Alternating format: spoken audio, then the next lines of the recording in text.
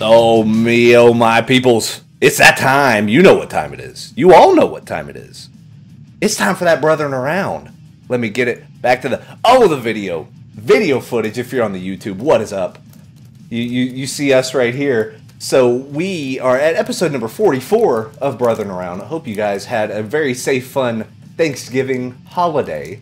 Getting prepping up for that Christmas time. It's Christmas shopping. It is, oh. Yeah. Yeah, episode 44, that's it. See, he made it specifically for this moment.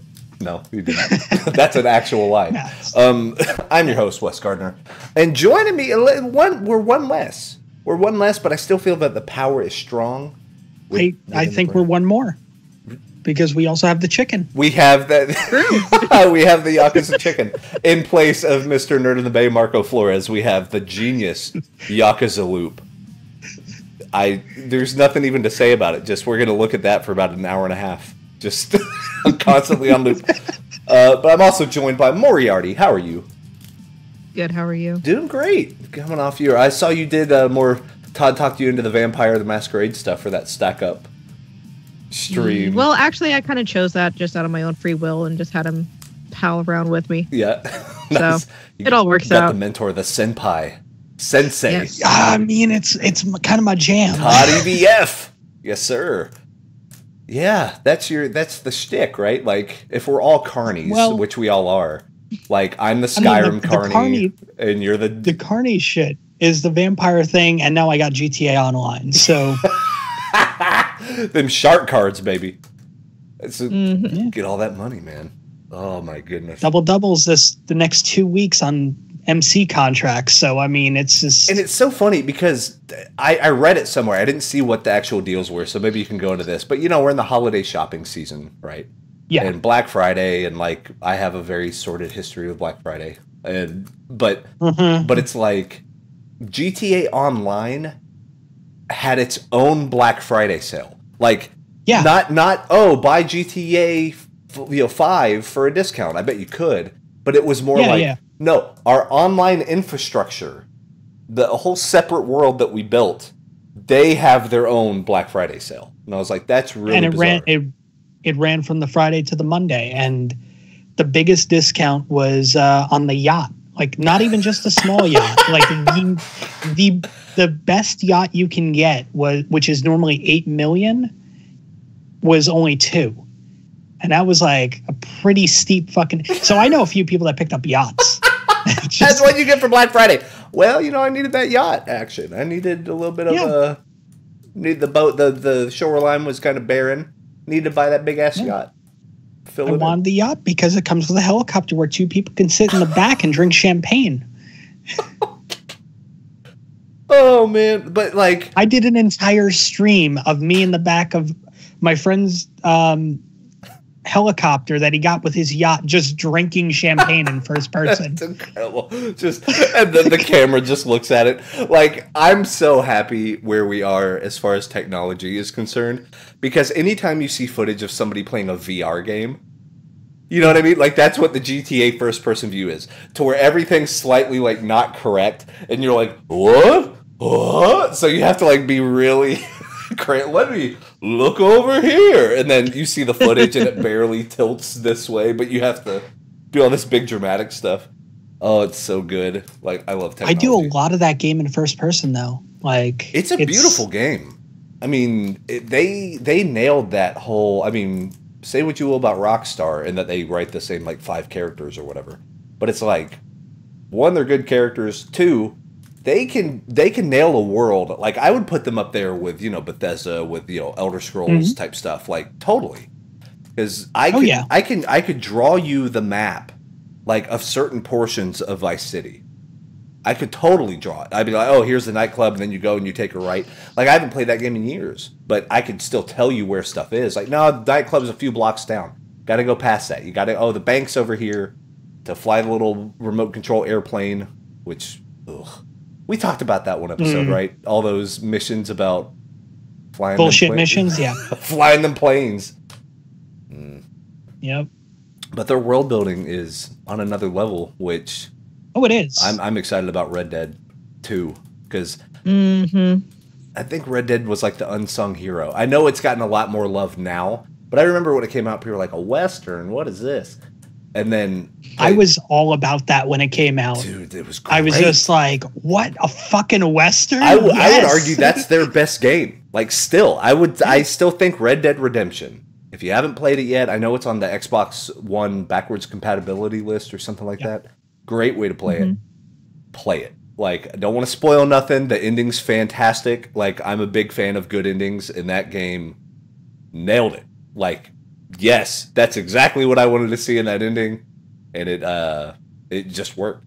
It was just good. I actually spent more time, like I played the story through like I think twice, but I spent more time in Red Dead's online mode than anything else.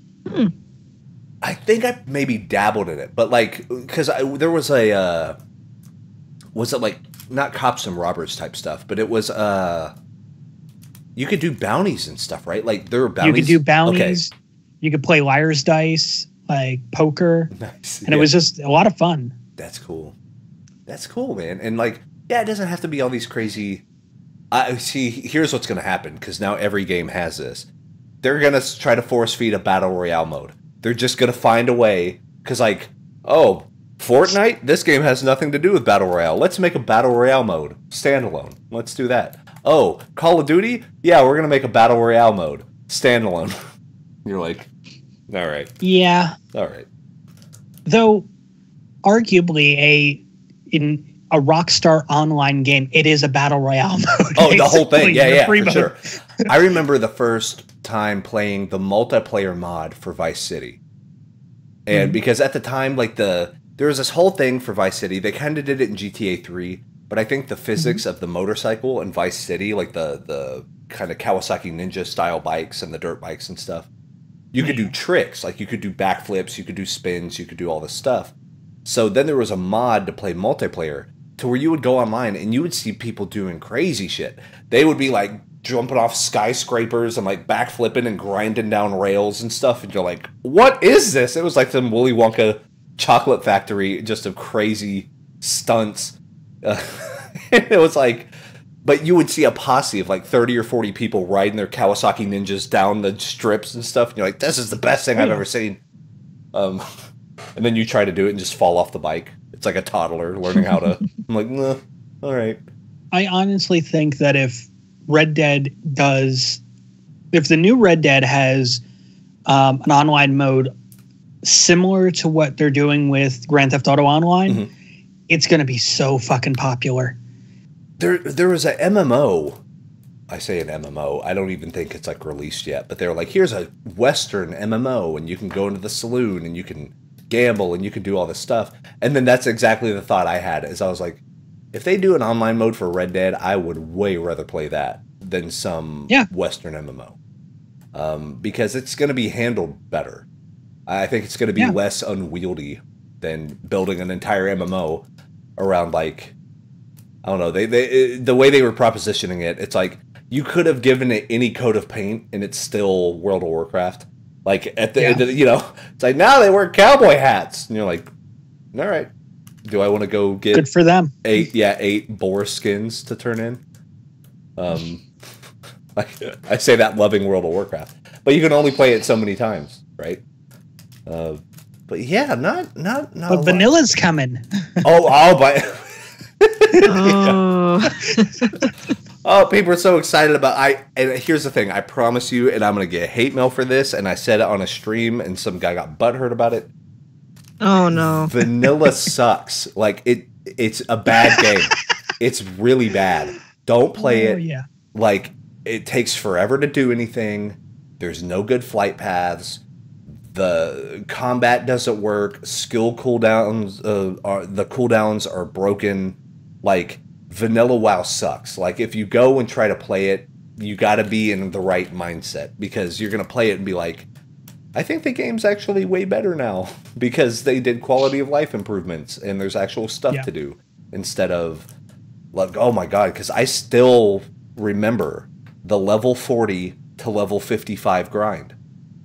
That level 40 to 55 grind took months. even if you played 7 hours a day, it'd take forever, you know? And you're like, I got shit to do. Like, I gotta go. I gotta take care of people. I gotta do things now. And I just don't have the time. I don't have the time to dig into that type of thing. Everything's way easier, and, you know, all the hardcore elitists will talk about, well, you know, they're making it for casuals, and now it's a baby version of the game, and they try to have this big e-peen based on, like, I like really clunky shit, and look at me go. We used to have the same shit in Marvel Heroes, which is apparently now shut down. So they good right. good Mazel luck on that New Year's Eve send off, because apparently you laid everybody off right before Thanksgiving, like the day before. Like, they did a really shitty. Yeah. And they're like, oh yeah, by the way, you only have 8 days left on your health insurance now. Like, oh no. Yeah. Like, they fucked the employees. Shit. But you know what? It was going to happen. But yeah, no, they, on the forums, like, they would listen to the forums, which is great. You listen to your player base. Yeah. But they listened to, like, the people that were just like, this game's not hard enough. The grognards. Mm-hmm. Yeah. We you shouldn't be able to level a character 1 to 60 like in a day. Like, that should take you like a week and a half, 2 weeks. Like, no, motherfucker. They're like, oh, the stats on the staff of Kaltura, they should have been the dexterity, and you're like, oh, for fuck's sake, like, I got to deal with this now. Like, yeah, because there's that two sides of that coin, to where you, and like BlizzCon happened not too long ago, right? And it was always great because they announced for World of Warcraft that, like, world PvP was changing. And, you know, PvP is one of those things. It's not for everybody. Then you have, like, the Care Bear side that likes PvE stuff, and I'm more of that side. Like, I'm a lover, not a fighter type thing. Like, yeah, let's all get together in a group, make a cool thing happen, go have a cool story to tell, all about that. But every once in a while, if I want PvP, I'll go to an arena, I'll do a battleground. I'll like be in the mood, and I'll just go to the... Yeah, the thing is, you have to be in the mood for it. Yes. So, but what happened is they're like, they announced, oh, well, we're changing world PvP to where now it's just a flag that you activate on your account. Like, yeah, I want to do it. And then you don't feel like it. You're like, nah, I don't want to do it anymore. And I was like, yeah, that's great. That's how it should have been from the beginning. That way all the PvPers are always fighting other PvPers. Like, that just makes sense to me. But then you hear one guy in the back of the crowd, boo.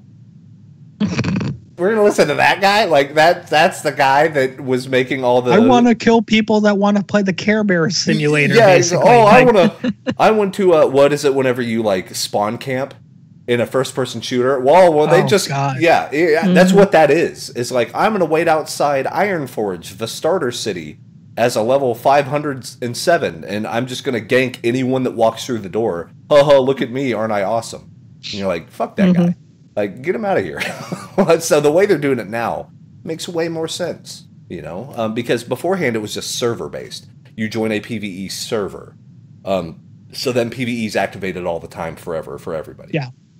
But then what they started running into is, let's say, like, we were all three playing, and, like, let's say, Moriarty, you started playing first, and you got two high-level characters on a PvP server, and then Todd and I are like, okay, yeah, we want to play with Moriarty. Let's go. So we're going to get on that PvP server. But then Moriarty stops playing. Todd and I aren't into PvP. We got to spend $60 to $70 to transfer our character. Oh, yeah. You know what I'm saying? Off of that PvP server. Because now we're on a server that we don't like the gameplay style of. But now what's great is you don't have to server hop. You don't have to pay for that. It's just, hey, if we want to play PvP with Maury, we just click the button. Yeah, let's all go. Let's all just, brother around. And then, but after that, or if we want to play PvE with the Yakuza chicken, with the chicken right there, and have him heal for the raid that we're gonna do. Like, that's what's gonna happen. He's item level 2000, and he's gonna help us through it. That's what's gonna happen. But it makes way more sense. Like, custom, and like you said, Todd, like listening to your player base, but like actually listening to your player base. Yeah. Not the small little. And that's the thing. Like, they were only listening. Like, they would listen to some of the stuff people would complain about. Like, hey, these skills on this character are broken. And they'd be like, "Yeah, we'll take a look at that." But then they would also listen to the person that's just like, "Oh, Cosmic Trials. Cosmic Trials is way too easy." And you're just like, "What?" It's like, I think the punishment for not passing the dungeon is they have to take money from your paycheck. And you're like, great idea. Like, it's just the most bizarre. And you're like, that's who you're listening to? Holy shit. I had several Marvel Heroes accounts, and one of them I set up just like to play a character, which we've named on Gimmick Bag Greg. Greg the pretentious douche. So Greg, like, basically, like, his whole thing is like, when that character was playing Marvel Heroes, I think the tag was like elitish douche or something like that. And they let me have it, which was terrific. Fantastic. And the whole time, like, I'm just spamming in chat, and I'm just like, I can't believe you guys play this stuff because it's way too easy. It's not like it should be. It should be. You should have to spend 500 hours to get to level 3. Right. It should be a full-time job. And everything should be permadeath. I just don't understand. I don't get where that mentality is to where, like, there's a more moral superiority. Yeah. Like, I'm a better human being because I like shit that takes a long time. Like, who? What? Like, yeah. No. Oh, Dark Souls. Get that children's game out of here. Give me something harder. And you're like, all right, hero. You're not Rambo. Like, get over yourself. Like, who the fuck cares? Try playing the Crash Bandicoot remaster. Like, try that if you want something that's a little bit more difficult. There you go. No shit. That's the stuff that's always the best too, because you go into Dark Souls knowing, like, I'm gonna die quite a bit. This is the part of the game. Yep. You gotta learn it. You gotta learn the mechanics, and if I dodge this way, this happens. But with Crash Bandicoot, you expect it. You're like, you know what? I played this as a kid, man. I'm all about me some Crash Bandicoot. Yeah. And then you turn it on and you're like, what the fuck is it? I can't pass the first level. Like, you just go outrageous. It's like playing those old NES, like, Capcom games, like Chip and Dale. Yeah, oh God, yeah. And, Aladdin. And you play that stuff. Hell, we tried playing Lion King, like, what, a month and a half ago? We still couldn't get past the 4th or 5th level. We're like, shit, this game is in, like... Yeah. Because these are the kids' games. They're the kids' games. But the other thing is, like, and I'll take Crash Bandicoot. They've openly said, like, yeah, we remastered the game and we adjusted things because back then we couldn't say, like, oh, we want our hitbox this big. It had to be this big. Right. So you're used to, like, oh, the hitbox. I could just kind of breeze right by him and hit the guy. No, you got to be right on top of them now. Yeah, that's. Or, so wild. Hey, that platform that you used to be able to just, like, have the back of your heel on. No, you have to be on that platform now. Like, now. Yeah, that's true. I didn't even think about dirty. that. Like, it's not really that dirty though, if you think about it, because back then they didn't have the means to make it that way. That's true. Yeah. Well, and it's like if you go back and play the first, I think, 3 Tomb Raiders, it's all grid based. Yeah. It's literally grid based. Like, every level, if you press forward, she does a running animation to the next tile and then stops, right? And then whenever you turn, it pivots the camera, what is it, like 90 degrees, 45 degrees, like whatever. Like, you have your different perfect angular up and down and stuff. And then whenever Tomb Raider started getting a little bit iffy, is like Tomb Raider, what is it, Legend, Tomb Raider Revelation, where it was that true 3D. And they didn't quite know what to do with it because they're like, oh, God, we're so used to making these, like, boxy style things to where, okay, now you go up here and then you jump up there and then you come over here. And then if you run, it's 4 tiles this way. Like, they could do the math. They could build it around that. Yeah. But now you got players who are just wicked good at, like, 3D space. Yeah, I can get this. But then there's other players that are like, what button does the run? That button does the run. So how do you make a game for both people? And that's why some of those games weren't very good. And then they went and just copied Uncharted, and that's when it got good again. Which is funny because Uncharted basically took the Tomb Raider franchise. That's totally, absolutely. And they took it and they're like, okay, how can we make this a serviceable action game? and then like throw the Indiana Jones stuff in there, and like, but it makes sense. Like I love both of the new Tomb Raider games. I think they're great, and Uncharted. My only qualms with that game is why does it take 77 bullets to kill anybody? Anybody. They are the most bullet spongy people. Like, I thought Gears of War was bad about that. Uncharted is on another level. You can unload a clip and a half of an AK-47 from, like, 2.5 feet away. Just right down the middle of somebody. And then they're like... And then they'll run behind cover. Like, oh, here we go.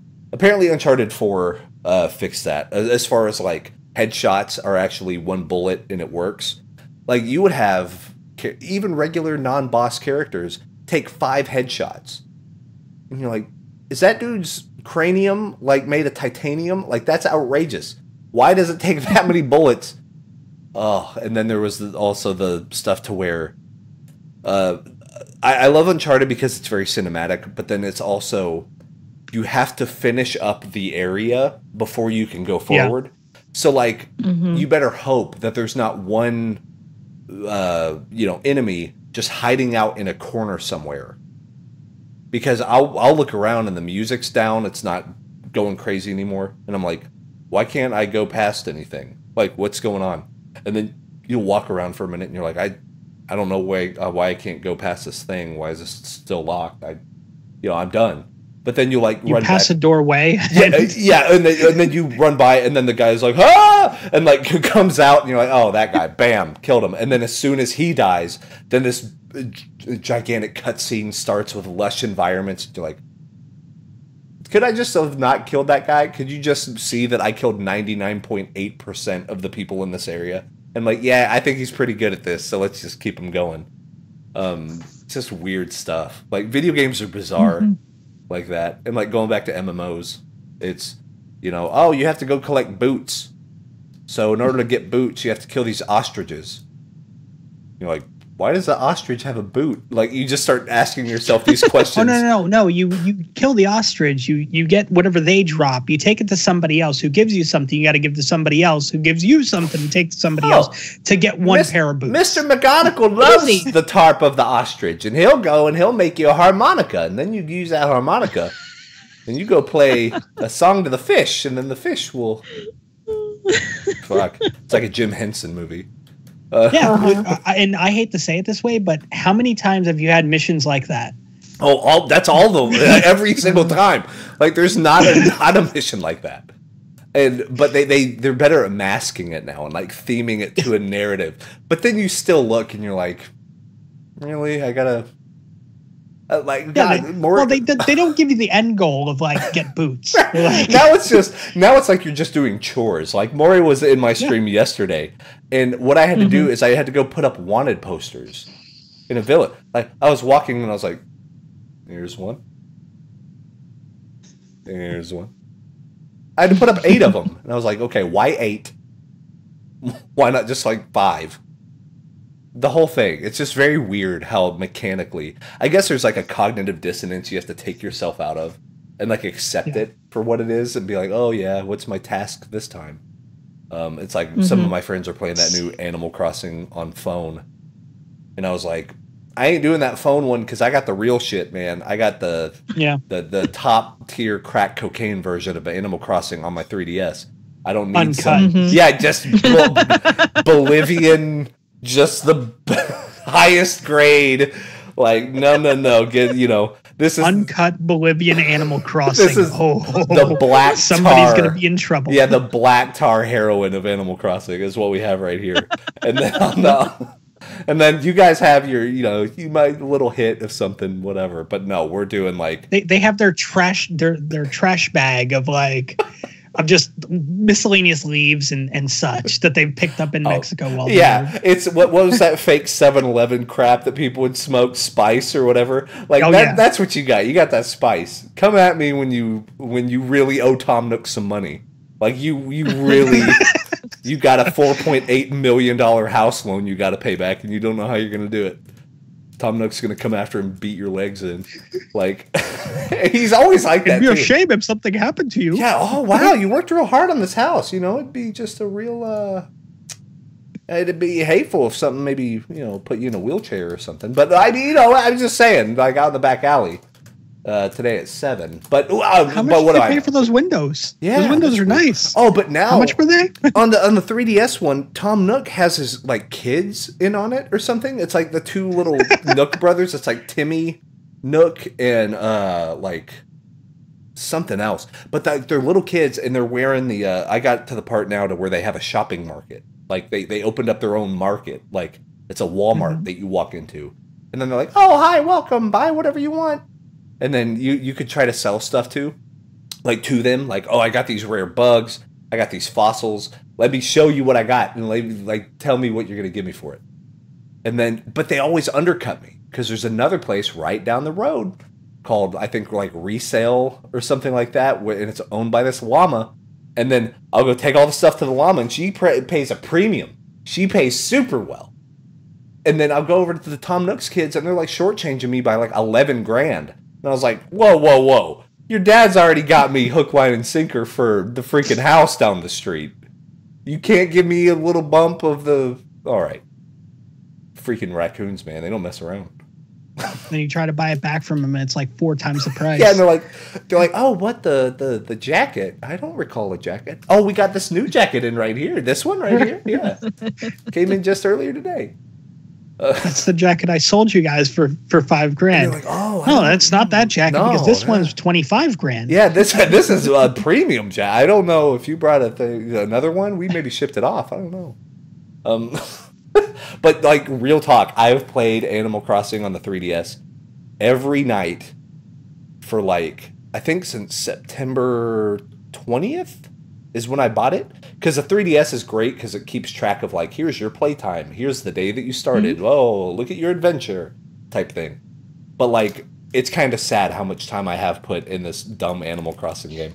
But and of course me being how I am, because like I'm even the same way in World of Warcraft where I'm like I'm gonna get this shit because it sells well in the auction house, and then I'm gonna flip it, and then I'm gonna like I get all these schemes in my head. So I'm like, you know what? If I take the boat to this island, the bugs there are worth a lot of money, and then they have a coconut tree which I don't have on my shore. So I'm going to get some coconuts, and I'm going to take them over and plant a coconut.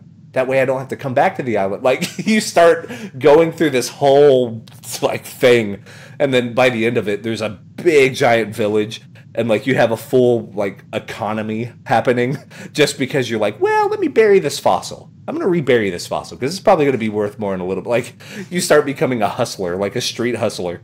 And then Tom Nook is like, well, yeah, man, you're doing great work, but I still need my money. Still need that money. Like, you're doing good things for the town of Jupiter, but you know, if I don't see results, I can't tell you what's going to happen. It'd be a shame. I mean, it's a real shame. My sons, you know, are really wanting some new shoes for Christmas, if you know what I'm saying. So you just think about that, and we'll talk later. But they run the market. Yeah. It's like that. It just turns into Wolf of Wall Street, like all these crazy dynamics happening, and you're like, oh god. I just need a Jonah Hill character in Animal Crossing to like help coach me.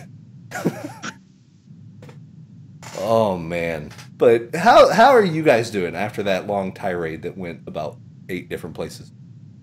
Man, I'm doing pretty well. Mm-hmm. I know me and Maury have been planning our Christmas special, which would be fun as shit. Mm-hmm. We did a Thanksgiving special, if you guys caught it, which is really cool. I mean, we're on as much platforms as Brothering Around now, which is terrific. Got that hustle. So yeah, I know it all took was some time for me to figure out some shit, but the mechanics. Oh god, and I got the Amazon thing to work, so there's that. Yeah. Like, good deal.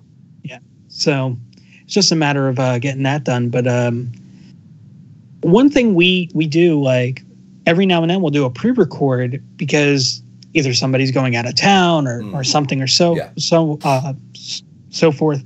So for Thanksgiving we did I subjected Maury to TNA wrestling.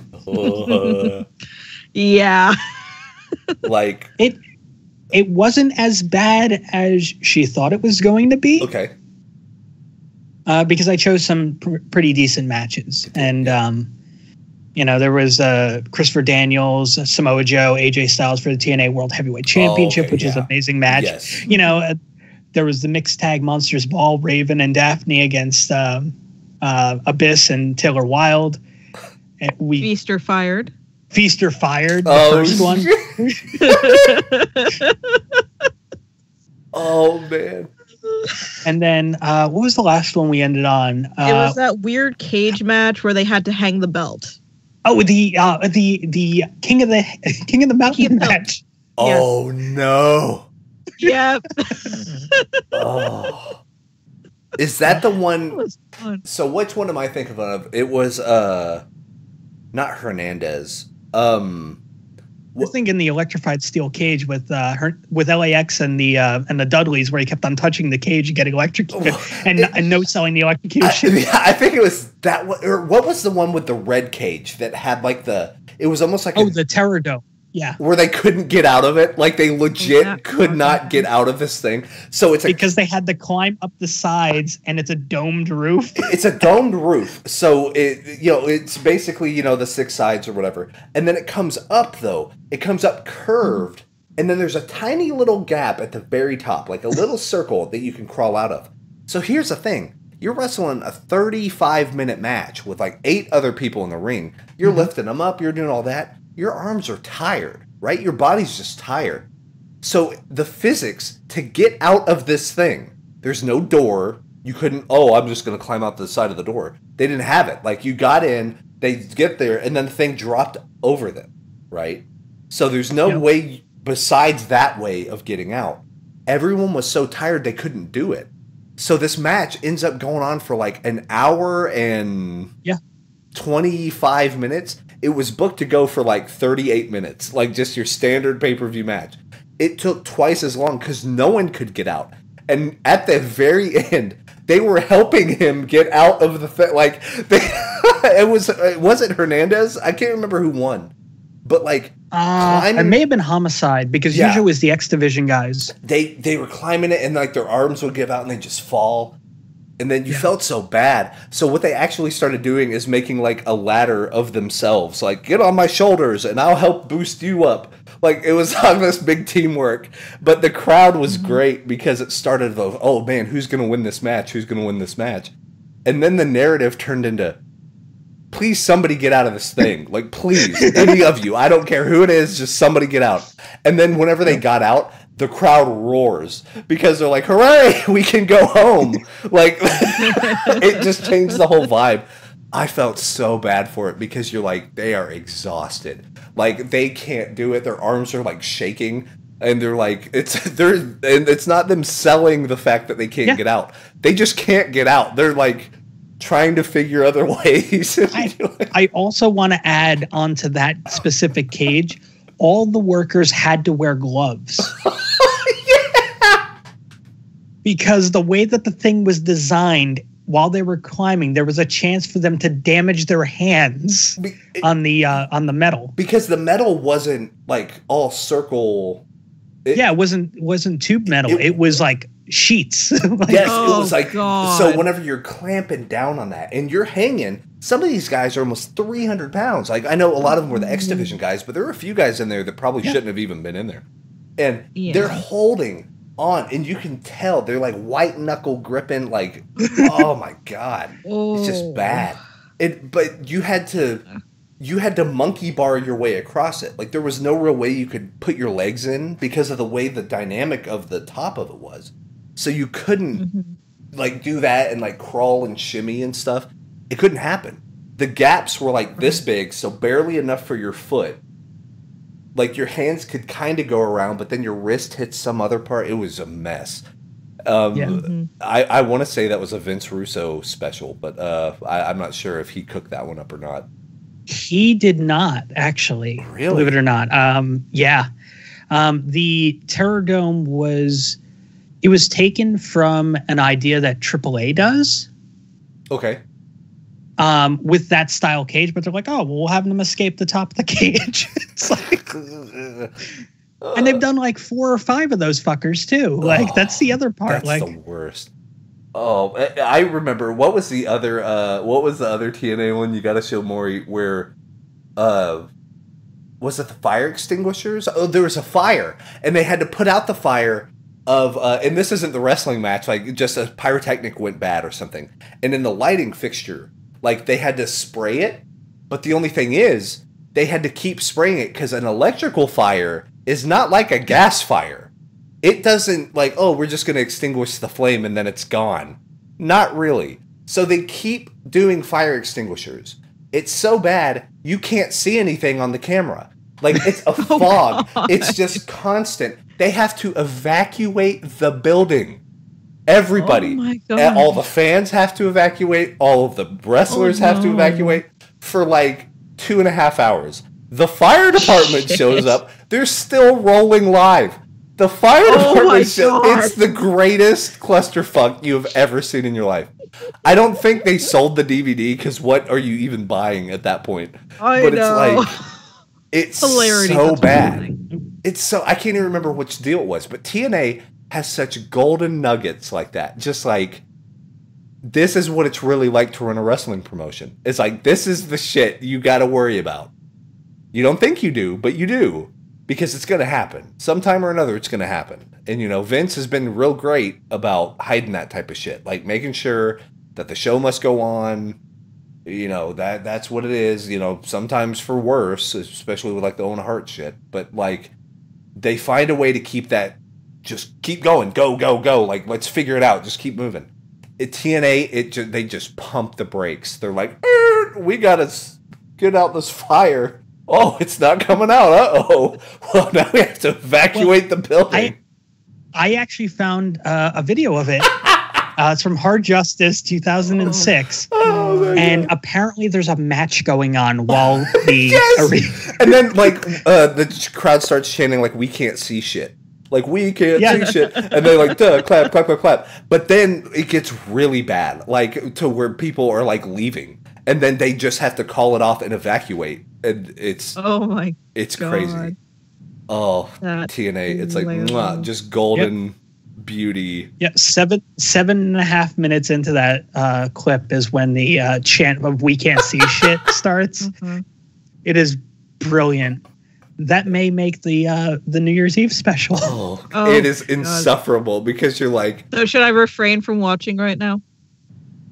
No, you can do it. It's fine. I'm joking. It's not going to be on the. It's not. Gonna be on We're never subduing. We're never watching this ever.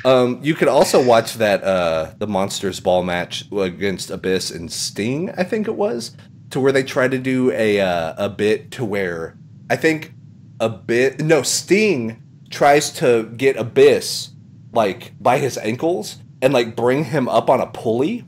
And then, like, get the Sting bat and, like, hit him and all that stuff. The only thing is, Sting's not a young up-and-comer anymore. Abyss is kind of a heavy guy. I don't care what kind of pulley you have. It doesn't work. So he keeps trying. Maybe when Sting was part of the Blade Runners, it would work. Yes, whenever he was roided out of his mind. And, like... with the Warriors? Yeah. But he's, like, grabbing it. He's like...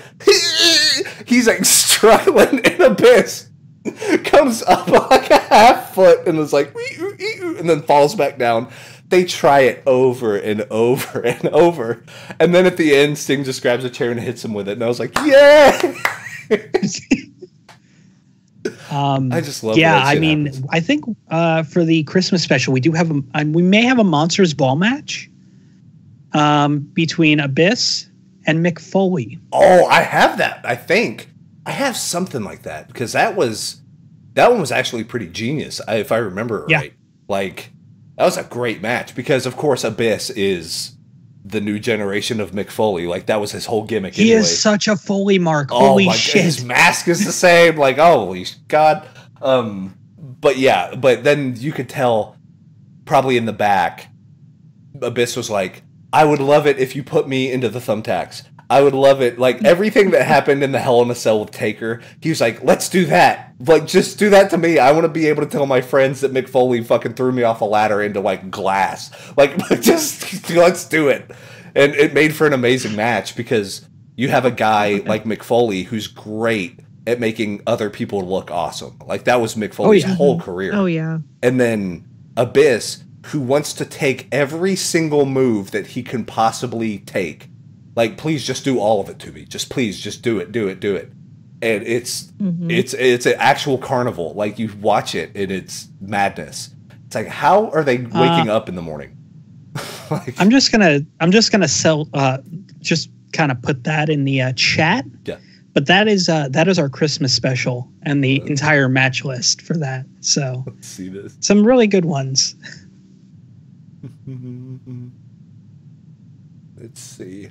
Oh, it kind of bumped the videos over, but oh,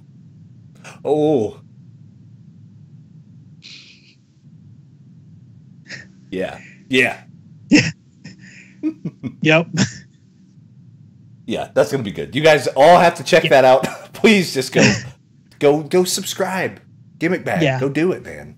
It's worth it. Yeah, I mean, iTunes, Stitcher, Spreaker, Google Play, TuneIn. We're on, which is kind of cool. That's cool. Farmers only. They didn't accept that. Christian Mingle. Christian Mingle's really kind of particular about who they. Yeah, they weren't a big fan of having like us do Sandman versus Cactus Jack like commentary. Right. It's like, you guys haven't done One Night Only? Well, Pshaw, come back to us whenever you've... Yeah. But I mean, the whole match card now, on these specials, like we'll run like an hour and a half, 2 hours. Like the Thanksgiving one was 2 hours. Yeah. And it was a long listen. It was a great experience because you guys don't see it, but watching Maury watch this and be like, oh God, like is some of the best shit. Oh, do you okay? And, that brings up a good point. Sorry to sidetrack it, but like, yeah. So whenever okay, this is the question for all of you, and I know Marco's going to chime in with like a comment on YouTube. If you were to show one wrestling moment to somebody that's not even really into wrestling, what would it be? Because I know what mine is. And I've actually done this before, is I always show them Mick Foley getting thrown off the cell and then going through that was like, what came to my mind as well. So, like, that's the one. That is the one where people see it and they're like, holy shit, like, what did I just watch? And it still works. It's aged beautifully. Like, Mick hates the fact that his whole career is about the Hell in a Cell. But, like, that redefined everything. Like, everybody, like, New Japan, like, All Japan Pro Wrestling at the time, Noah, like, every federation was like, did you see that Mick Foley shit? Like, what? Like, they broke all kinds of ground with that. I mean, that really... I would argue that was the thing that defined the Attitude Era. Like, a lot of people will say DX. A lot of people will say... The Rock and Stone Cold stuff, like they would be probably right. But in my mind, that was the thing that, like, if you gave me one moment, it's either going to be that or the main event of WrestleMania 17. Because whenever you have Stone Cold Steve Austin at the top of his game and The Rock at the top of his game, and this is when they were the hottest shit in the world, like, you would have school teachers wearing Austin 316 shirts. You know what I mean? Yeah. Like, it was just a pop culture phenomenon. And, like, even WrestleMania 17, just that show, has aged incredibly well. It was a great show. Like, that might be the best pay-per-view in wrestling history. And because the build is perfect, and even the dumb gimmick stuff. Like, the whole Linda McMahon as a zombie thing, to where it's like, Vince cheated on Linda with Trish Stratus or whatever. What was it? And it was like...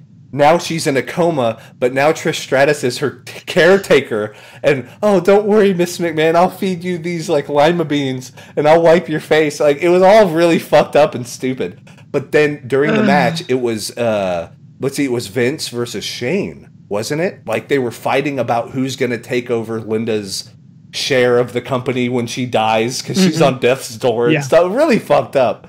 But like, so they're fighting and they're fighting, and then Vince brings Linda into the ring and sets her on the by the turnbuckle, and is like, "I want you to watch what I'm gonna do to your son. He's a piece of shit." And then, like, starts beating Shane McMahon, and then Linda stands up, and that place erupt. Like, I don't think I've ever heard a crowd pop that loud, and it was because Linda McMahon stood up next to the turnbuckle. And people fucking lost their mind. They're like, "Oh my God." Like, it's the best thing in the world. And then she low blows Vince, and the crowd, huge pop again. And I was like, this was gold. Like, they will never get this again. As much as they want to try, it's never going to happen again. Like, to get that kind of pop from standing up, and it's not a wrestler, like, never again. Never again. Oh, but yeah, so what would be some matches or even pay-per-views or shows that you think, and it wouldn't even be necessarily to convert them into fans, but just something that they would be probably like impressed with, like, well, that's, you know, that's pretty good. Shit. I mean, it depends on if I want to turn them on to wrestling or turn them off to wrestling. You have situations for both. I do. Bingo. Because if I really all right, so if I wanted to really fuck with somebody, I would put on FMW Explosion Pool Deathmatch. Right. Where the guy basically almost gets disemboweled. Right. Oh, God. Yeah, somebody has a little comma and just fucking almost guts a guy with it. It's God. No. I know when it comes to getting great reactions out of Maury, it's anything involving thumbtacks or Legos. Oh, Lego! I think Legos would be worse, honestly, because the thumbtacks at least go in. You know what I mean? And you're like, I guess I'm here now. Like, they're there, but, and I mean, people can walk across nails. There's a technique, right? So, but there's no technique for Legos. Like, you don't. No, you're fucked. There's not a thing. You can't be a monk and train for 20 years and Legos just suck, entirely. Oh yeah, or just any Combat Zone Wrestling. Any of that shit. Yeah. Just pure. Watch our favorite referee in CZW. Tournament of Death. Get a fucking light tube log cabin smashed into and shit. Oh my God. He's the best referee too. If you guys watch NXT, you know him as the orange ref. Yeah. Oh yeah. The one with the horrible spray tan. Yeah. He used to ref for CZW. So God bless, he's out of there, man. Holy shit. See, what gets me is that there are people that just want to wrestle in CZW. Yeah, that's it. Or IW was it IMA or IWA? Yeah, the one with Terry Funk and Cactus Jack where they did the Japanese death match, Well, you have that, but then you also have IWF. IWA Mid South. Oh, where basically they wrestle in a field. Gotcha. They can't afford a venue, so it's where's the fucking parking lot? Yeah. And it's some brutal shit. Oh, that's right, because they'll do stuff they'll rent a U-Haul truck just to fill it with shit, and then jump off of it. Oh, and then they'll jump off of it. But they're not. And here's the thing about that. And we'll get back to the main question about what would you show the people. What is the deal with, okay, if you're wrestling at CZW and IWF and IWA Mid-South and all these kind of extreme garbage promotions. Yeah. Odds are pretty good. This is your entryway into wanting to get to Ring of Honor or NXT. You want to this is a way that if you don't have a lot of experience, yeah, you have to pay your dues in a very real way with a lot of hyper violence, but you learn how to work and then you move on. Why in the world does someone I've wrestled 3 whole matches. I'm going to try a triple moonsault off of a U-Haul into a concrete parking lot with a tiny sliver of a table that I could land on. Here's the thing. Number one, you ain't gonna hit that fucking table. You're hitting the concrete every time. Number two, you got the guys that do 450 splashes every night that wouldn't touch that move because they're like, nope, I know how that's gonna end every time. Mm-hmm. But then you have these kids that are out there and they're like, wee, and they like just fling themselves off shit, and you're like, you're not gonna have a career, man. Like, you might just die. Like that might just be the end of it. You just retire after your 5th match because you just broke your fucking neck. Like, you couldn't pay me enough. You could not pay me enough. The problem is with those promotions specifically, in my humble opinion, they try to emulate ECW and not all of ECW. Yes, that's a fair point. Because ECW had their crazy extreme stuff, but then they also had great technical wrestling, which honestly is one of the things I would show somebody, especially Dean Malenko and Eddie Guerrero. That match they had in ECW was fucking brilliant. So good. Yeah, I'm a big fan of that. And any of and I linked it before we started, but any of the super crazy Tajiri matches. Oh God, yes. Yeah, that is pure gold. And you're like, oh my, these guys are crazy talented. But even you got the garbage guys like Masato Tanaka. The thing is, Tanaka knows how to work. Like, he's not a slouch that just likes to fucking get over. Like, I think the only person who was just kind of like a guy that was there was Sandman, right? Like, he was just a guy that showed up that likes to hit people with a thing. But even after a while, working with Tommy Dreamer and working with the Dudleys and working with that, he learned how to work. Like, Sandman could put on a good match. When he's sober.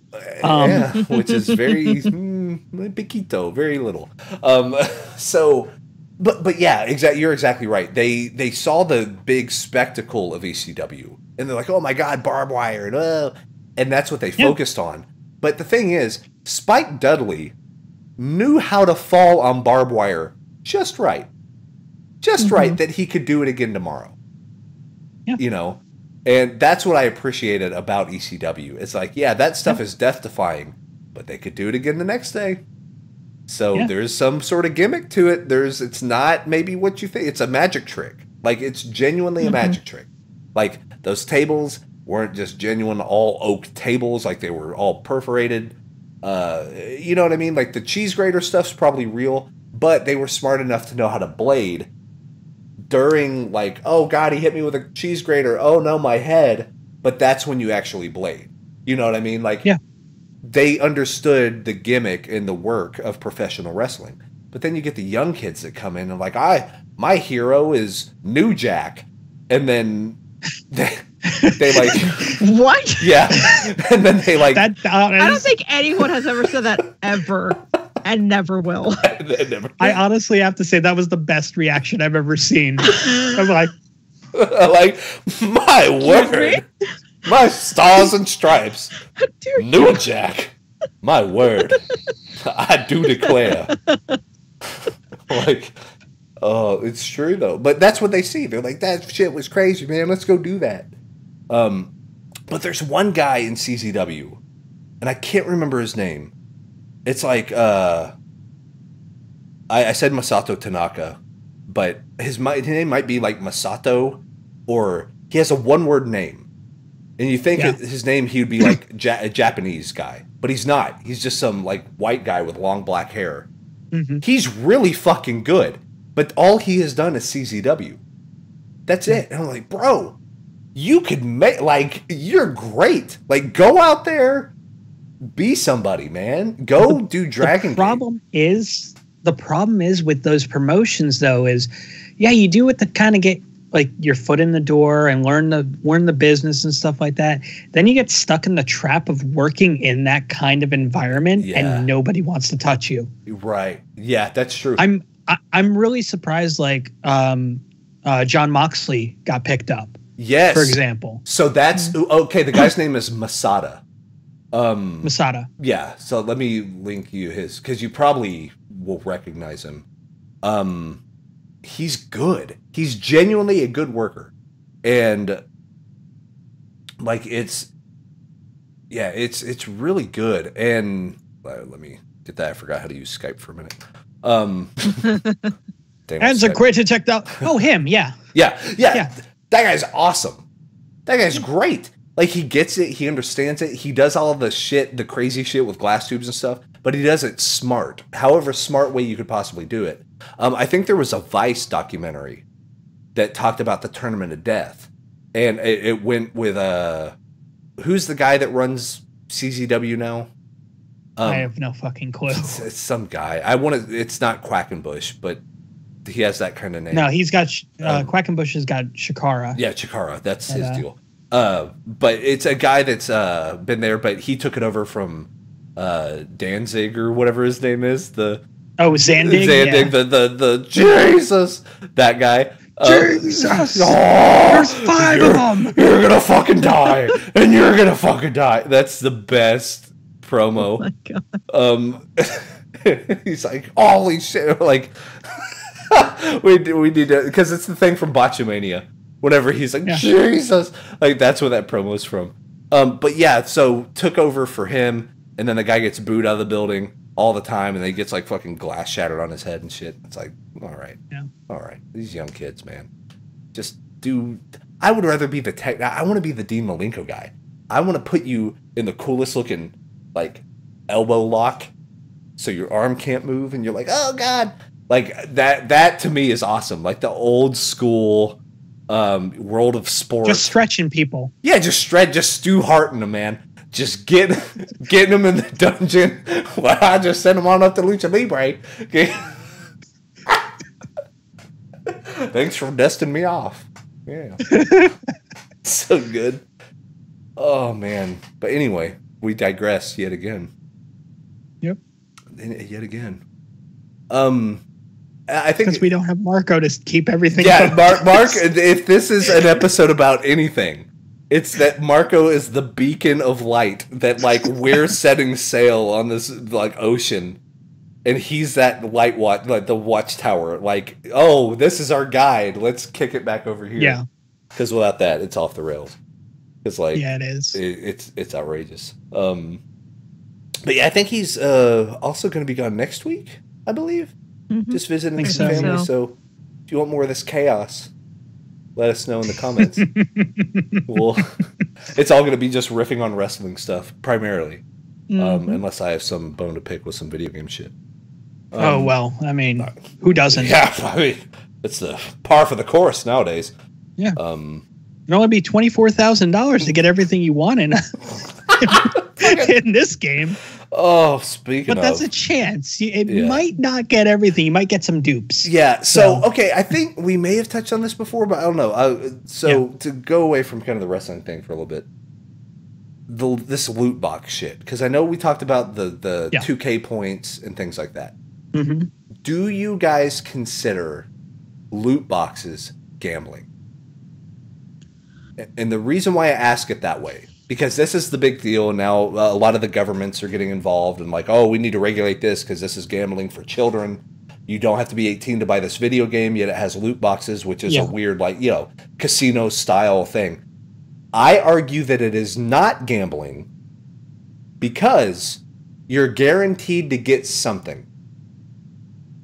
Whether it's something you already have, that's another deal. But with like a lottery ticket, you're not guaranteed to get jack. Like you might not win. Right. A slot machine, you could keep putting money in and never win a fucking dime. But with a loot box, you're guaranteeing an item in the infrastructure of that game. Like you get an Overwatch skin, or you get a Heroes of the Storm thing. Like Blizzard's pretty good about it because it's usually all cosmetic. But like with Star Wars, the Battlefront shit.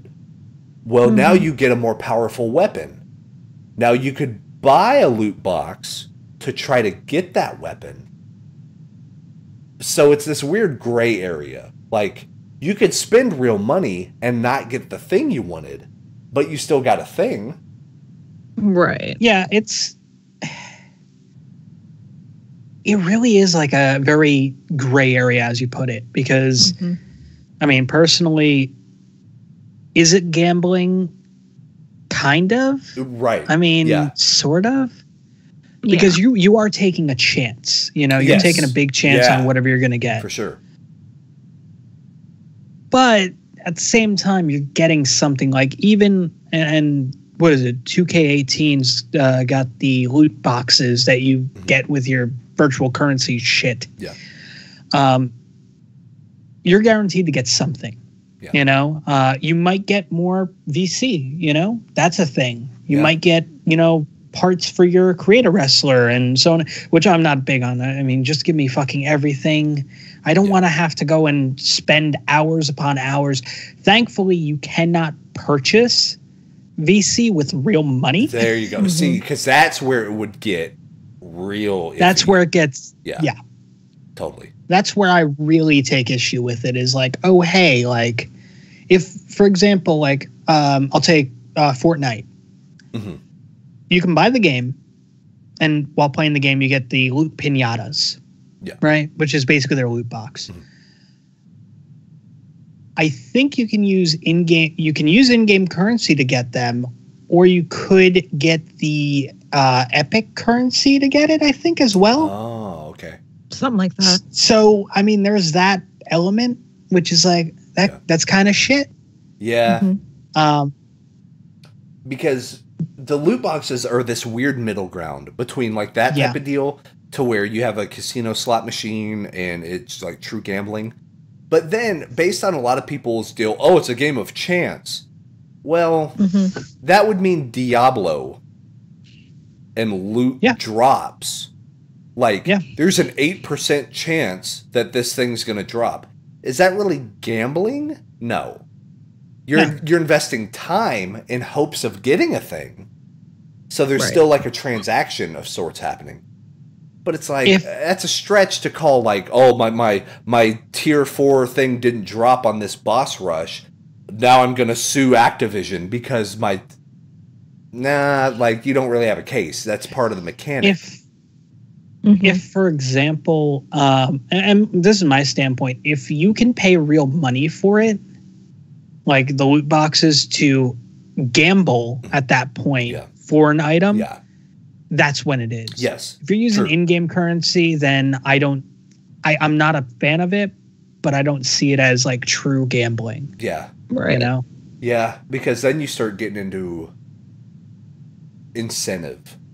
Like now they're using the in-game currency as incentive to keep you playing to get the shit from the loot box. To make you, oh, I didn't get it this time. Maybe next time. So now I got to play more of the game to get more of the current. Like, there's that hamster wheel. But yeah, I thought it was really interesting because if you go on like PC Gamer or you go any of these, Kotaku, and they talk about loot boxes, read the comments because it's funny because this is the one thing lately that I think there's really a 50-50 split. And I kind of see it both ways. I really do see it both ways because I'm like, they're using the same psychological techniques as a slot machine. Like they are using gambling infrastructure in order to generate hype around this in-game item. But you're guaranteed something. So now, what does that mean?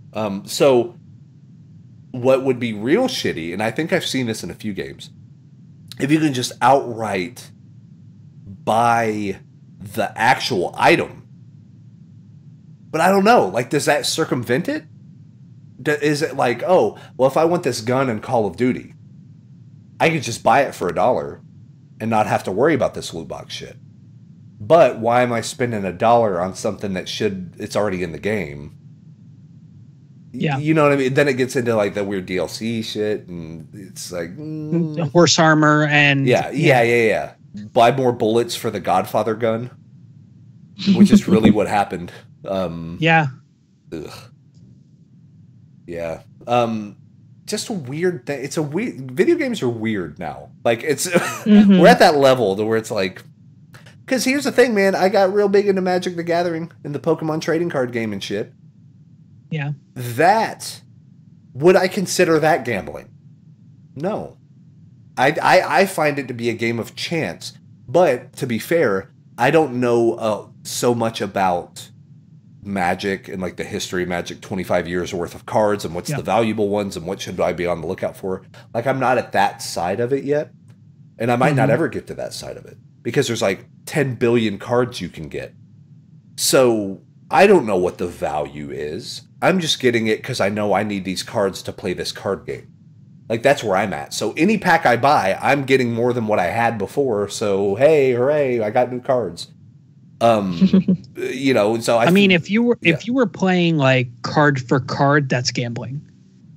Like, yeah, if I was paying, oh God, I need to buy this pack of Ixalan Magic cards because there's one card I'm looking for.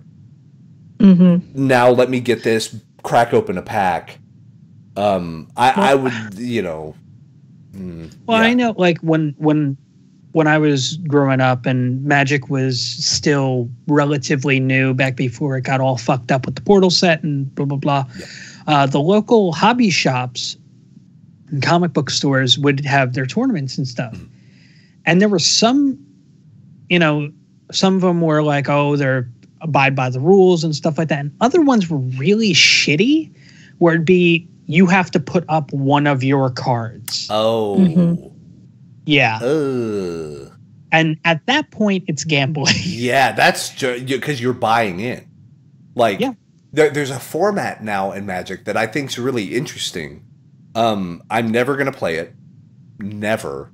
But what is it? Is it sealed draft? Is that what it's called? Where you go to the store, so. You go to the gaming shop, and you're like, I would like to be in the sealed draft tournament, please. And they're like, all right, $25. That'll be $25 or $15 or however much it is. And you're like, okay, here's my money. And they're like, that gets you 5 packs of cards. 1, 2, 3, 4, 5. Now, these cards cannot leave the gaming store for the entirety of the tournament. This deck, the cards that you open, you need to build a 60-card deck out of them. So it's a game of chance. Hope you get some good cards out of these 5 packs of 15 cards each.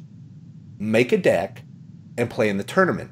You cannot leave with this deck until the tournament is finished. Until there's a grand prize winner. Even if you're knocked out, you cannot take this deck with you. It stays as a store's property. See, that part of it is bullshit. That part of it I don't agree with at all. Yeah. The part of like the sealed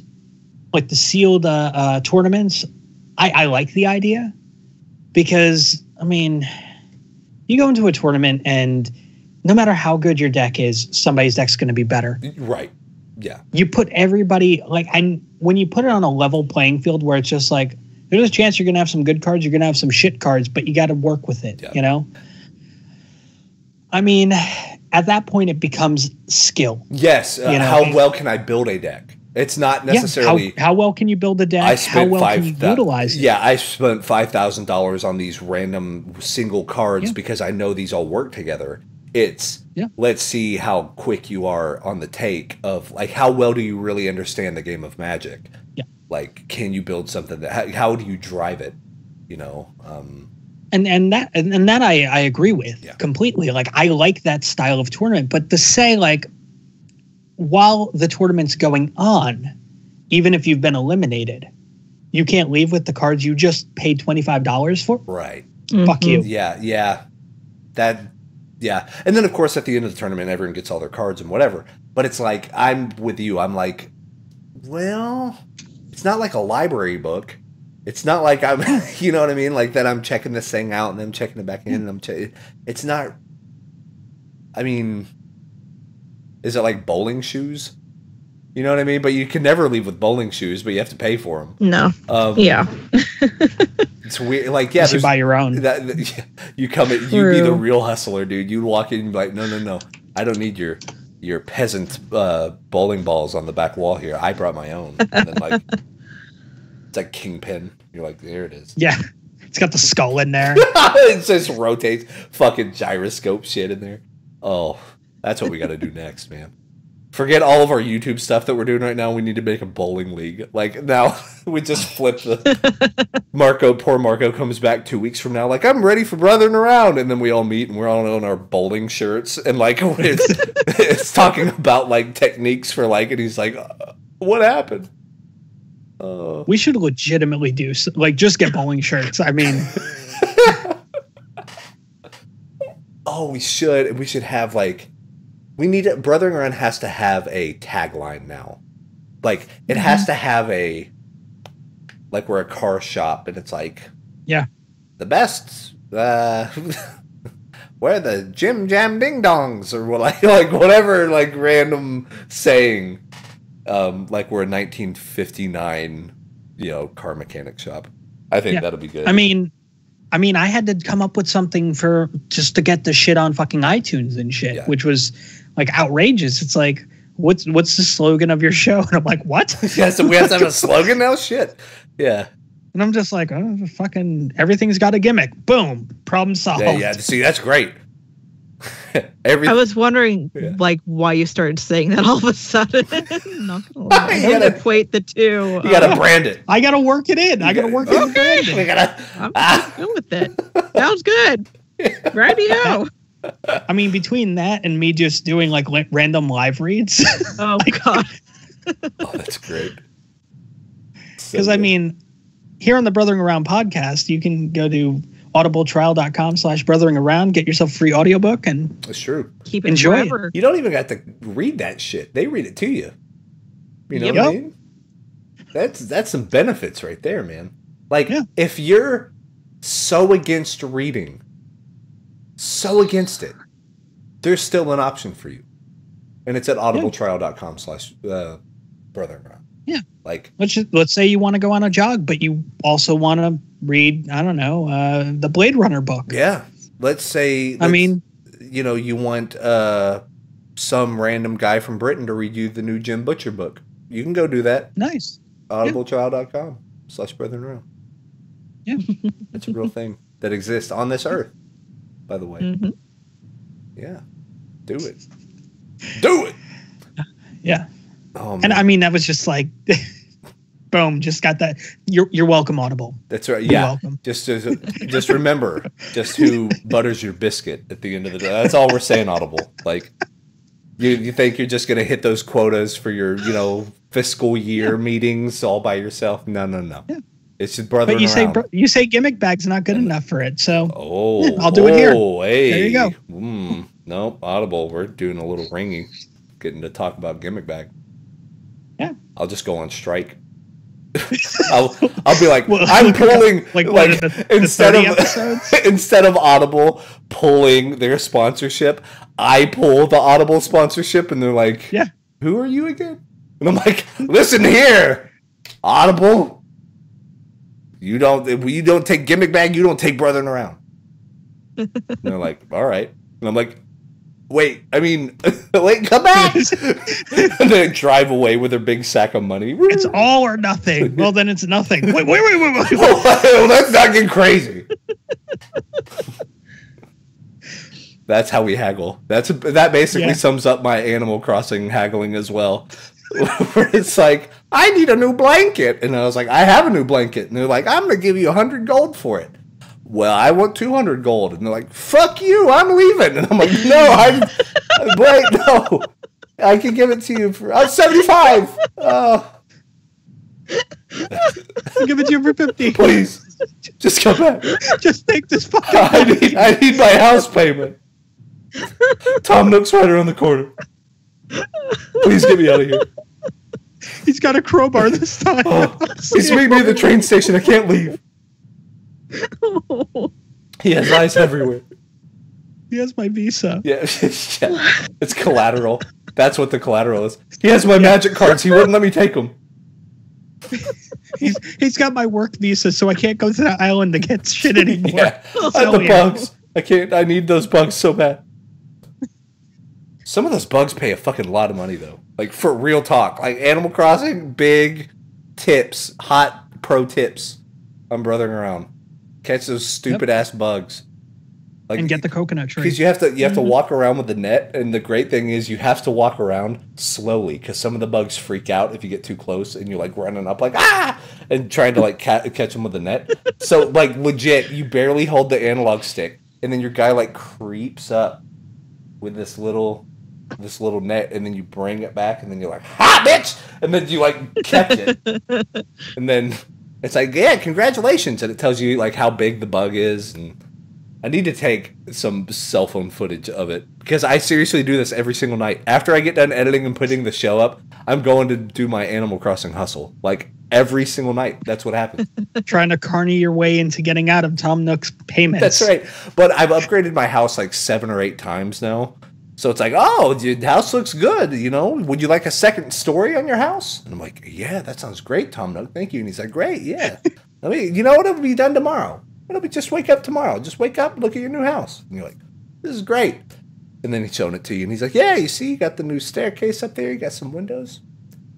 So about this payment. And you're like, what happened? What? And it's like, I thought I paid you before. And he's like, oh, no. That was for the old model. Let's, we got some new renovations here. So let's crunch some numbers. And 498,000 bells. And you're like, oh, fuck. Like, let's see. And then you start doing the math. You're like, okay, the bugs are worth 1,000. Yeah, that's fine. And then you sign off. And don't forget the interest. Yeah, and he's like, my sons were real interested in you too. So they get a 20% interest rate. And you're like, fucking 20%. And like, but you can't haggle. And he's like, you know what? It'd be a shame if your brand new second story just wasn't here tomorrow morning. Like, all right, I'll do it. I'll do it, Tom Nook. Just this once. And then you say just this once, and he knows. He's like, yeah, that's what they all say. And he's walking around like counting the money. What'd you say? Yeah. Nothing. No, nothing, sir, nothing. Please. He's like, all right. Hate to get my people. You know, I know some people. Hate for them to come pay you a visit. That's all I'm saying. But as he's doing the work, he's kind of cackling under his breath, going, I own him now. Yeah. He's like, that stupid son of a bitch. And then I'm like, what? Nothing. Oh, don't worry your pretty little head. I'm Tom Nook. I'll take care of all of it. Just turns into a hustler, man. Ever wonder why there's no other contractors?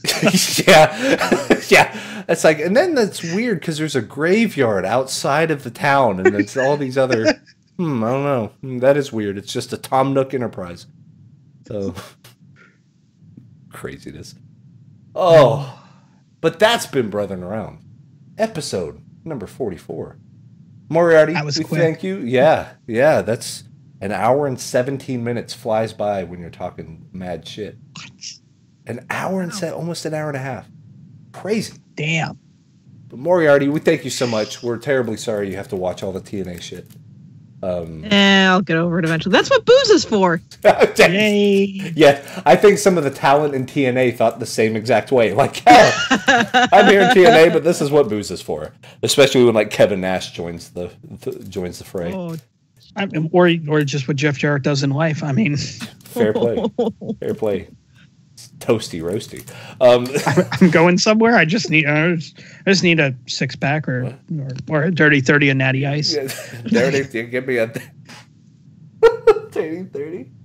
Oh, well, yeah. Oh, they fucked me. Hell's this shit? What the hell? I need to rewatch all the Sex Ferguson stuff now. Like every time I think about him. It's just like, oh, it's so good. Just pump some gas in his ass and get him on out there. Well, thank you, Todd, so much. No problem. It's always a blast. But guys, that's our time. That's episode number 44 of Brothering Around. Hit us up everywhere, right? I don't think I've ever heard back from Spotify, by the way. I need to Neither have I. Get on the old air. They're too busy. They're too busy not having Taylor Swift. Oh shit. Oh. You guys let that one. No, they go. Don't have an automated process like every other service. Like they have to go through every request manually. Poor guy has to listen to our podcast. He'll be like, yep. He'll just have his head down, like, oh my god. I love Spotify. You know what? Just saying. I might vote it for the Times Person of the Year. Is Spotify? Yeah, absolutely. That makes sense. That makes complete sense. You know, because as we all know, each one of us was a Times Person of the Year. Like, what was it, 3 or 4 years ago? It said Time Person of the Year, and it was a mirror, and it said you. Mm-hmm. You. So yes. We are all past award-winning Time Magazine People of the Year. Spotify is where the future is. The great people over at Spotify. Salt of the earth. It's going to take over Facebook. It's going to take over everything. Because the geniuses of Spotify understand how it all works. They get it. They just get it. What else is there to say? I'm not going to shill for them. The greatest company in the world. I'm not going to shill because their product is so good that it sells itself. It sells itself. Yeah. We don't need to talk about how incredibly pristine Spotify is. Even for free. I mean, totally. Even their free product. Just you get a few ads above and beyond. Who cares? Everyone's got ads. You know what I'm saying? Like you look at ads all the time, the billboards, and you can deal with it. It's fine. Yeah. Even if it's ads for other ads on the same shit, it's fine. Like you'll live as long as you don't get in that Hulu loop of paying $10 a month and getting nothing but advertisements, which is what happened to me. Oh. Not like those rascals over at Hulu. Spotify knows what's up, especially for taking in Gimmick Bag and Brother Around. Yep. That's our time, gang. We'll talk to you soon. Peace!